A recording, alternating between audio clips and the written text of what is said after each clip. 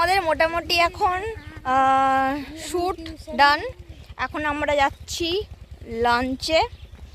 তো চলো একটু খেয়ে নিই। আর মুখটা পুরো মানে একদম কালো হয়ে গেছে, যেটা তোমরা হয়তো বুঝতে পারছো না, বাট প্রচণ্ড রোদ। এই রোদের মধ্যে আমাদের দিয়ে যা করাচ্ছে, মানে আমি তো রীতিমতন আমার চোখ দিয়ে জল টল বেরিয়ে যাচ্ছে। তো এই হলো আমার লুক। কেমন লাগছে তোমরা দেখে নাও। আর এখন আমাদের লোকেশন চেঞ্জ হবে, দেখা যাক কি হয়। তো চলো যাওয়া যাক।